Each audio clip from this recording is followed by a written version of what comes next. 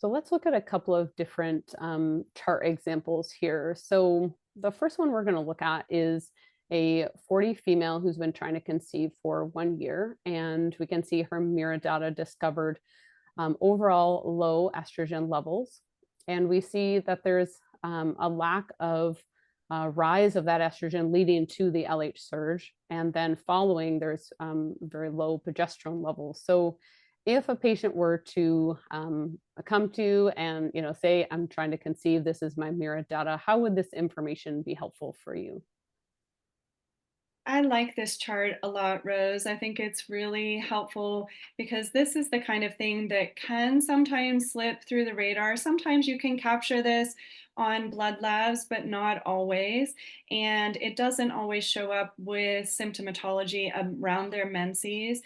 But this, I would start asking the patient gently and questions about potential for disordered eating or overexercise, because oftentimes when all of the hormones are consistently low across the cycle, that indicates a hypogonadic trophic state. And usually that can occur when the body's not prioritizing ovulation or cycling in general because of some more extreme deficiencies and some of the messaging from that sympathetic nervous system. And so those are hard conversations Mm, and ones that wouldn't necessarily come up right away, especially if you're just meeting this patient and building rapport with them. mm, And so having that information to be able to gently ascertain what their patterns are, because everybody has a different set point at which their body finds comfort with movement and with calories. And mm. so being able to gently show her that maybe for her body, this is too suppressive, some of the things that she is engaging in. Or maybe it's night Mm. shift or something else like that that's shutting down the cycle. Sure, sure. So our next chart example is a 39 female who's been suffering from secondary infertility for 4 years. She had some clinical concerns for low progesterone with premenstrual spotting. So she would spot for 3 to 7 days before her period would begin. And when she starts testing, we can see an abnormality in her estrogen again, where we see that high estrogen in her luteal phase compared to the follicular. And then the luteal phase is short at 7 days. So potentially this could be seen as maybe a warning sign of a hormone imbalance. So from your standpoint, again, what would this information be useful for?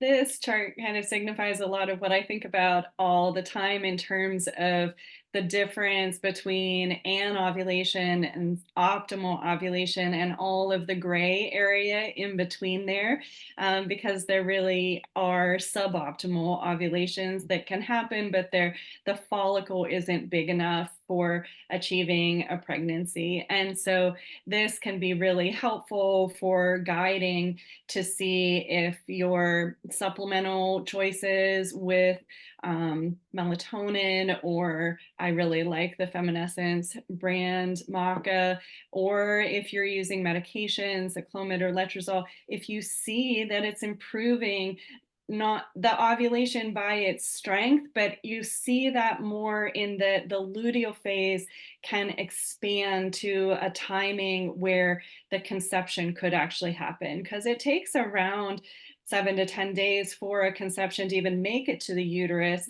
And so if she has a luteal phase of only 7 days, you're not able to get that messaging from the embryo in time to tell the body to not bleed. And so to have a stronger ovulation that gives that better luteal phase so that she could conceive and minimize her risk of miscarriage and hold on to the pregnancy better is really helpful.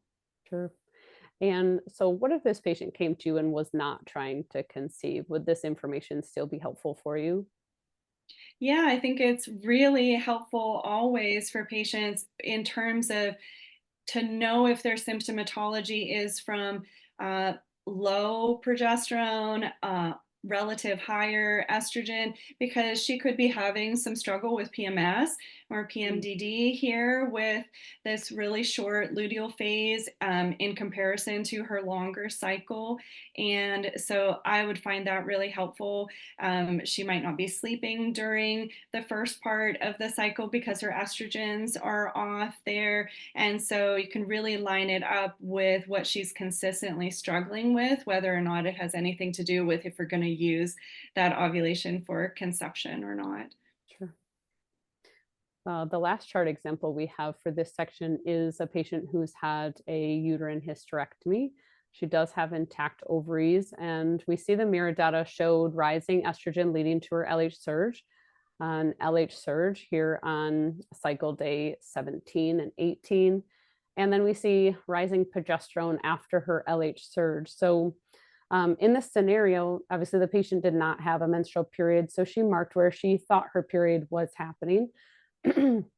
How would having this information be helpful for you? I work with a lot of individuals who have had uterine hysterectomies because of endometriosis or large fibroids, and in order to do a lot of the good work that we do in terms of understanding how the blood is flowing and how the Mm. PMS is and how things are happening with their cycle, we're usually leaning into watching a bleed. And if they're not having a bleed, for us to try and figure out where in their cycle are they having insomnia and what's going on, then it can be incredibly helpful to time that up. So you see, because they're still having ovulation Mm. symptoms in the background, it's just everything is muted from the standpoint of how we would have traditionally been tracking it prior with cervical mucus or with blood flow, things like that. And so I find it really empowering, and it's really good for the patients too, and also for their hormonal longevity with bone, Mm. brain, heart health, to know that their ovaries are still functioning really well every month. That's really good too, because sometimes after a uterine hysterectomy, the ovaries are a little bit more vulnerable in terms Mhm. of their health. Of course.